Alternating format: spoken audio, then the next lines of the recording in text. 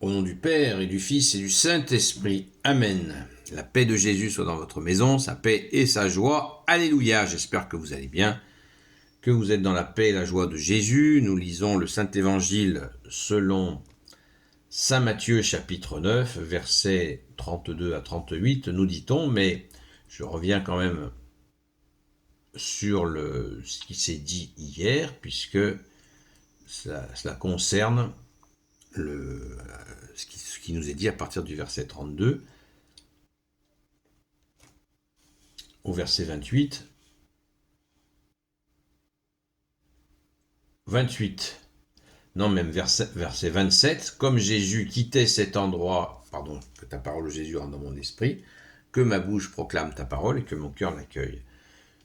Verset 27, Saint Matthieu chapitre 9. Comme Jésus quittait cet endroit, deux aveugles le suivirent, qui criaient par derrière, « Fils de David, aie pitié de nous !» Au moment où Jésus entra dans la maison, les aveugles s'approchèrent, et Jésus leur dit, « Croyez-vous vraiment que je peux le faire ?» Ils répondirent, « Oui, Seigneur. » Alors Jésus toucha leurs yeux et dit, « Qu'il vous arrive comme vous avez cru. » Et leurs yeux s'ouvrirent. Merci Jésus. Jésus leur fit la leçon, faites en sorte que personne ne le sache. Mais dès qu'ils furent sortis, ils parlèrent de lui dans toute la région. Les aveugles, donc là on est au verset 32, les aveugles étaient tout juste sortis lorsqu'on présenta à Jésus un homme qui avait un démon. Il ne pouvait pas parler. Jésus chassa le démon et le muet commença à parler. Voilà donc la foule, tout émerveillée, car les gens disaient « On n'a jamais rien vu de pareil en Israël ». Cependant, les pharisiens étaient là pour dire « Il chasse les démons avec l'aide du chef des démons ». Excusez-moi, je soupire parce que c'est la joie et puis il y a les rabat-joie. C'est pas facile. Je reprends. Verset 35. Jésus fait la tournée des villes et des villages. Il enseignait dans leurs synagogues. Il proclamait la bonne nouvelle du royaume et guérissait n'importe quel mal ou maladie. Et voyant ces foules, il eut pitié d'elles car elles étaient accablées et sans réaction, comme des brebis qui n'ont pas de berger.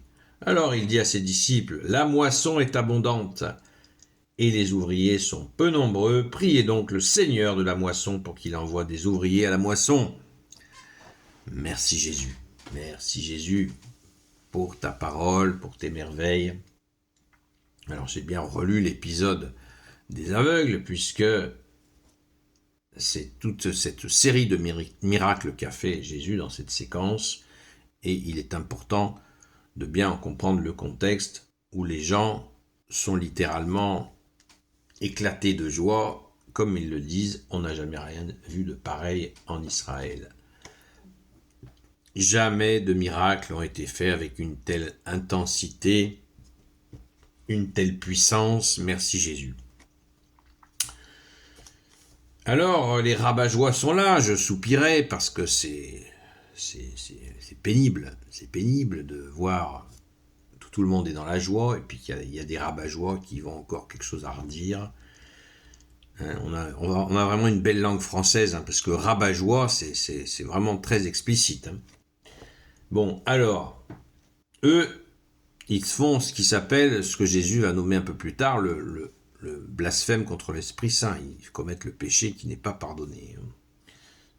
C'est-à-dire qu'ils accusent Jésus de faire ces guérisons. Hein, c'est bien, c'est les pharisiens qui disent ça, hein, c'est pas moi. Hein. Les pharisiens accusent Jésus de ça, de faire la guérison avec l'ennemi, quoi. C'est une gravité qui n'est pas pardonnée. Voilà. Jésus l'expliquera bien mieux que moi. C'est délirant, ça montre le niveau de méchanceté si on veut avoir une idée outre la crucifixion, puisque bien sûr, ce sont les mêmes qui ont demandé, qui ont rusé les Romains, qui ont manipulé les Romains pour le faire crucifier. Mais ça donne une idée de la méchanceté.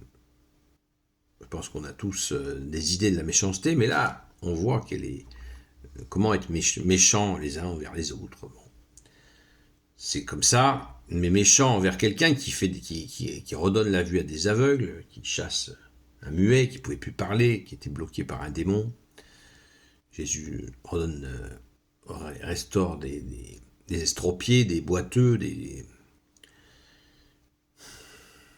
c'est fou. C'est fou, j'arrive pas à comprendre. Et en même temps, je comprends.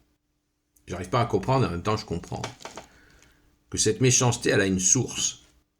C'est la jalousie et la peur terrifiante, parce que quand quelqu'un joue avec le pouvoir, il a une emprise sur les gens, et quand il voit que son emprise sur les gens est en train de lui glisser entre les mains, il devient fou.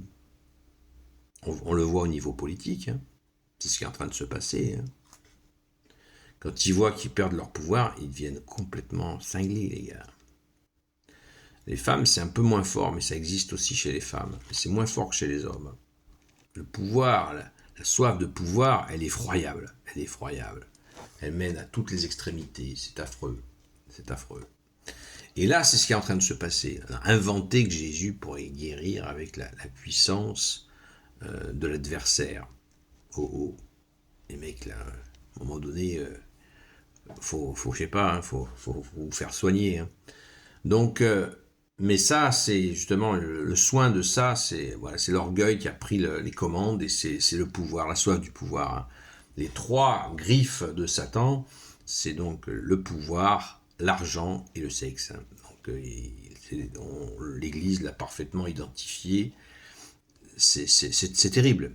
C'est terrible. Alors nous, on va rester dans la joie.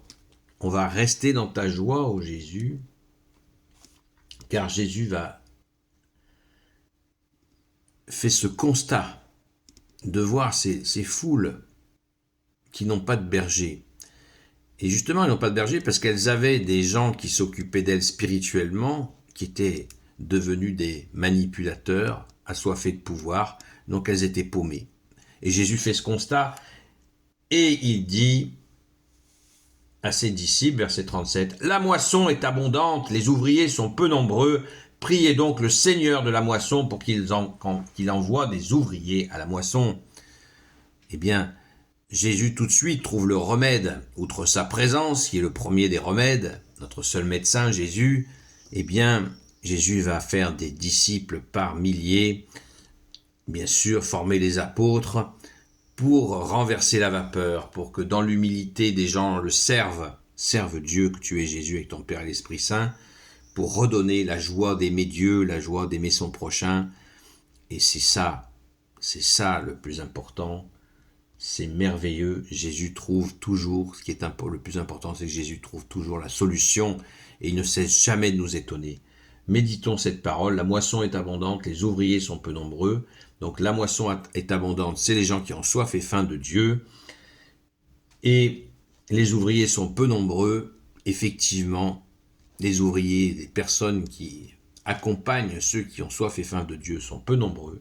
Donc priez le Seigneur de la moisson, le Seigneur de la moisson, c'est-à-dire son Père, par Jésus bien sûr, pour qu'il envoie des ouvriers à la moisson, pour qu'il y ait vraiment des bons ouvriers qui viennent vraiment épauler Jésus. Alléluia, merci Jésus, tu es le roi de gloire, le Dieu de nos vies, et nous sommes dans la joie de voir que tu es peiné, tu es touché, tu as même donné ta vie pour que les gens retrouvent l'amour de Dieu, l'amour du prochain, restaurer l'amour dans ce monde qui était éloigné de l'amour de Dieu et de l'amour du prochain.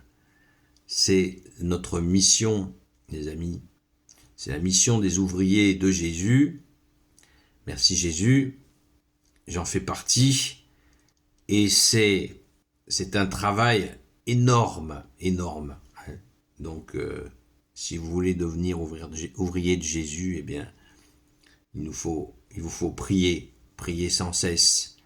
Prier, et faire confiance à Jésus, le roi de gloire, le Dieu de nos vies, car la victoire est au rendez-vous. Jésus a vaincu le monde. L'agenda de Dieu est gagnant, l'agenda du démon, c'est la mort, est perdant. Et faisons confiance à notre seul roi, Jésus, le roi de gloire, le Dieu de nos vies. Amen. Gloire au Père, au Fils et au Saint-Esprit, maintenant et toujours et pour l'éternité. Amen. Ô Jésus, toi qui peux tout et qui portes tout, toi le Sauveur, toi l'Emmanuel, je te confie toutes celles et ceux qui regarderont cette vidéo, ainsi que leurs proches, selon ta seule volonté, ô Jésus.